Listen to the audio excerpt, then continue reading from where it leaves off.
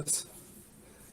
El día de hoy, la doctora Paola Cardona, que es residente en cirugía plástica, nos va a acompañar con el tema de mordeduras por animales. Nos va a hablar de las generalidades de manejo. Eh, Paola, adelante, por favor. Buenos días, bueno, me presento, mi nombre es Paola Loaiza, soy residente de primer año de cirugía plástica de la Universidad de Antioquia y el día de hoy les traigo el tema de mordeduras de animales, generalidades en el manejo. Bueno, tenemos que en cuanto a la epidemiología, en Colombia la incidencia real de las mordeduras es muy difícil de establecer, ya que en muchas ocasiones los pacientes no buscan una atención médica inicial por considerarlo pues unas lesiones menores y por otra parte hay un importante subregistro de las mismas, a pesar pues de que en nuestro país es una enfermedad de obligatoria notificación. En Estados Unidos sí hay unas mejores pues, fuentes en cuanto a la epidemiología. Perdón, que me adelanté sin hablar pues acá. Bueno, entonces en Colombia tenemos que para el 2018, según el Instituto Nacional de Salud, tenemos que el 98% de los casos el animal agresor es un perro o un gato. De estos, la mayoría son los perros. La mayoría están dadas por mordeduras o arañazos no provocados y las características son que son lesiones únicas y superficiales. Ya en cuanto a las estadísticas en Estados Unidos, tenemos que para el 2021 las mordeduras de perros representan entre el 85 y el 90% de estas. La mayoría de las víctimas son niños, el 2% van a requerir ingresos hospitalarios y estas pueden causar incluso entre 10 y 20 muertes al año, que generalmente son causadas por perros de raza Pitbull o Rottweiler. En cuanto a la fisiopatología, tenemos que los perros y los gatos son los mamíferos que con mayor frecuencia van a causar las mordeduras a los humanos. Las lesiones son producidas según cada especie. Hay que tener en cuenta que los perros tienen unos dientes, pues unos caninos más gruesos y tienen la capacidad de ejercer una mayor presión durante la mordida en relación directa pues también con el tamaño del animal, pudiendo así causar heridas profundas, pueden producir incluso fracturas y lesiones más extensas de los tejidos. En cuanto a los gatos, tener en cuenta que estos van a provocar lesiones de tipo puntiforme y estas pues van a tener una profundidad más considerable. También debemos tener en cuenta las mordeduras por humanos, que estas se presentan con frecuencia en riñas entre adultos. Y también debemos tener en cuenta que se pueden presentar mordeduras de adultos a menores como forma de maltrato. Bueno, en cuanto a la infección aguda, tenemos que se presenta principalmente por mordeduras de gato en un 80%. Esta se va a representar por una respuesta inflamatoria intensa, un dolor y un edema marcado, y se inician a presentar los síntomas generalmente hacia las 12 horas de las mordeduras. La bacteria implicada en esta infección aguda generalmente es la Pasteurella multósida. En estas infecciones agudas también debemos tener pues, presente que se pueden asociar a presencia de abscesos, artritis séptica, osteomielitis, y los cultivos negativos de la infección no nos pueden descartar pues, la infección como tal, ya que la Pasteurella multósida es una bacteria difícil de aislar. En cuanto a las infecciones graves por mordeduras, tenemos que generalmente van a ser causadas por la bacteria Capnocytophagous canimorphus, que es un bacilo gram negativo que nos va a producir un cuadro de sepsis de instauración rápida. Estos pacientes hay que tener en cuenta que los cultivos generalmente son positivos a los 14 días, entonces pues debemos tener muy claro pues cómo va a ser la clínica de estos pacientes, en los cuales vamos a encontrar un eritema maculopapular como lo podemos observar en las fotos. Son pacientes pues que van a presentar una bacteremia y una sepsis de instauración rápida, y el 80% de los pacientes que la presentan son pacientes inmunosuprimidos. En cuanto a la evaluación clínica, tenemos pues que debemos hacer una anamnesis inicial ubicando pues bien las lesiones, indagándole al paciente qué animal la provocó, si fue perro, gato, pues incluso también preguntar si fue una mordedura humana. Tener en cuenta que las mordeduras por perro en los niños pequeños generalmente las vamos a encontrar en cabeza y en cuello, y en los adultos y en los adolescentes generalmente van a afectar las extremidades, en particular la mano dominante. Las mordeduras por gato son heridas profundas, son en las que debemos sospechar pues, infecciones también más profundas con compromiso de tejidos blandos. En el examen físico debemos asegurarnos pues, de que inicialmente que el paciente esté hemodinámicamente estable, debemos evaluar las estructuras adyacentes, especialmente en mordeduras punzantes, mirar si hay articulaciones cerca, si por ejemplo es en la mano o en los niños en la cabeza, debemos también tener como la sospecha de la presencia de fracturas. Se deben buscar cuerpos extraños, ya que en algunas de las mordeduras, al ejercer tanta presión, podemos encontrar incluso dientes incrustados, los cuales pues, debemos retirar lo más pronto posible. Se deben evaluar neurovascularmente las áreas distales, generalmente pues, de las mordeduras en extremidades, y tener en cuenta que los signos y síntomas de infección por mordeduras de gatos generalmente se están instaurando hacia las 24 horas y en gato hacia las 12 horas. En cuanto al uso de paraclínicos, tener en cuenta que los laboratorios solamente van a estar indicados en mordeduras con signos claros de infección, ya que estos pues, van a ser muy inespecíficos.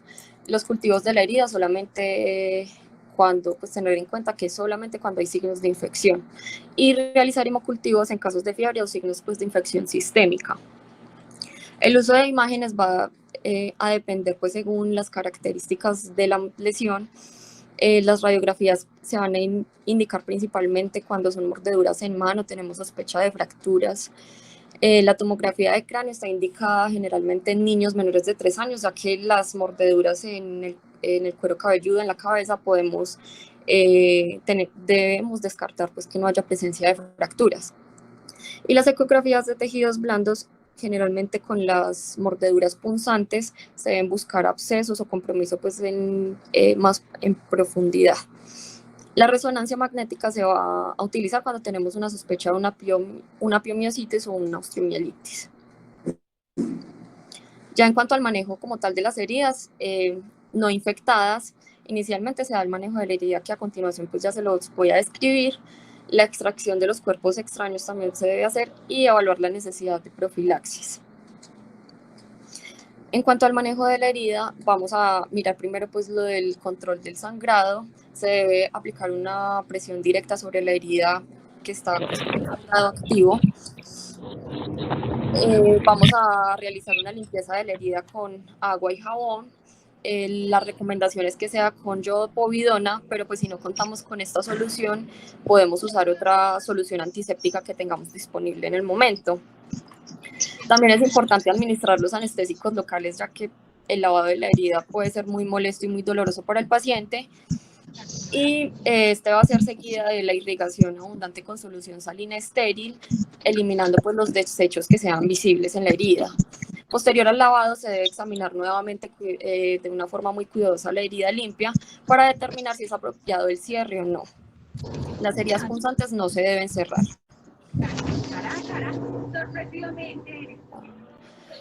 Bueno, entonces en cuanto a la sutura de las heridas, pues se tiene de principio que las heridas por mordedura de animales son heridas contaminadas. Entonces acá donde inician pues como los paradigmas pues de que inicialmente no se realizaba la sutura de la mordedura por lo mismo, porque había un mayor riesgo de infección, pero se tiene que actualmente ya hay unas indicaciones en los que se puede realizar el cierre de la herida, como los que tengo acá, pues les presento acá. Estos son las mordeduras de perro en cara, tronco, brazos y piernas. Mordeduras en gato solamente se van a realizar suturas las que son en caras. Heridas que clínicamente no se ven infectadas, idealmente que lleven menos de 12 horas.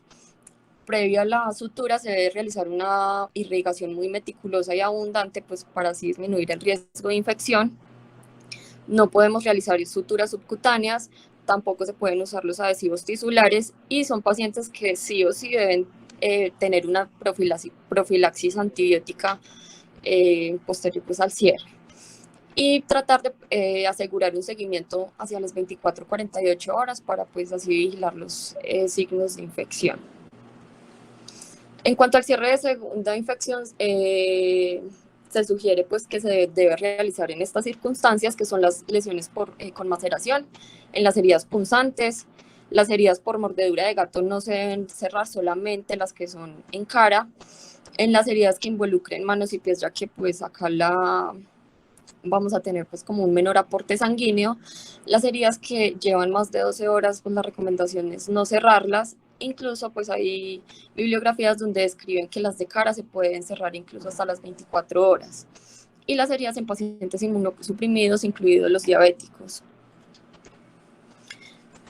Este estudio, que fue realizado en Quebec en el año 2011, pues muestra un estudio con 87 niños en los que se realizaron, que llegaron pues con mordeduras por perro a nivel de la cara, a los cuales se les realizó un cierre primario de la herida y un tratamiento profiláctico con antibiótico, y en los resultados no se observaron casos de infección, que es como un estudio, pues aunque la muestra es pequeña, pero pues no sustenta que sí se pueden cerrar las heridas desde que no tengan pues como signos claros de infección. En cuanto a las indicaciones del manejo profiláctico con antibiótico en pacientes con heridas no infectadas, vamos a tener que lo debemos realizar en pacientes con heridas que son sometidas a cierre primario o alguna reparación quirúrgica, heridas en manos, pies, cara o área genital, heridas que estén cerca de huesos, tendones o articulaciones, en pacientes inmunosuprimidos. Las heridas punzantes profundas también lo requieren, y las lesiones por aplastamiento o abulsión. Estos criterios son sustentados en este estudio, que fue un estudio observacional prospectivo realizado en Estados Unidos. En este estudio se incluyeron aproximadamente pues 400 pacientes, de los cuales pues presentaron mordeduras de perro. De estos 345 tuvieron un seguimiento completo. De estos pacientes solamente desarrollaron infección el 5% de los casos, mostrándonos así que el tratamiento, pues el manejo profiláctico con el antibiótico, pues sí es realmente efectivo. En cuanto al manejo de las heridas por mordedura infectadas, se debe realizar el desbridamiento. Entonces, si son heridas que previamente estaban suturadas, se debe retirar el material de la sutura, se debe realizar el drenaje del absceso. Este es el momento en el que vamos a tomar muestras para cultivos, y las heridas se deben dejar abiertas y considerar solamente pues como una aproximación de los bordes, para así facilitar un cierre por segunda intención. Solamente vamos a hacer un cierre primario en cara y en heridas desfigurantes, y tener en cuenta que las únicas mordeduras en cara que no vamos a cerrar son las mordeduras por humanos.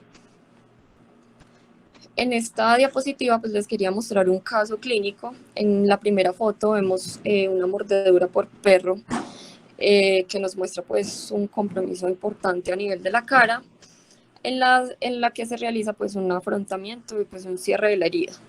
Hacia el tercer día posoperatorio, que es la segunda foto, vemos que no hay signos de infección, y la tercera foto, que es la de abajo, es a los 2 meses del posoperatorio, pues donde nos muestra que tenemos pues un resultado estéticamente pues muy favorable. Acá en esta diapositiva les quería mostrar pues las indicaciones pues del cierre primario, del primario diferido y del secundario. Entonces el cierre primario, como ya lo había nombrado inicialmente, en cara, si no hay signos pues de infección y no hay duda de la vitalidad de los tejidos. Obviamente después de realizar una abundante irrigación y desbridamiento de los tejidos desvitalizados, pues si el paciente lo requiere, idealmente pues por tratarse de la cara, sí sería pues como tratar de que sea por un cirujano plástico, pues sí tenemos pues como la disponibilidad de la especialidad. El cierre primario diferido se recomienda en todas las mordeduras humanas, como ya lo había dicho inicialmente, incluso en cara.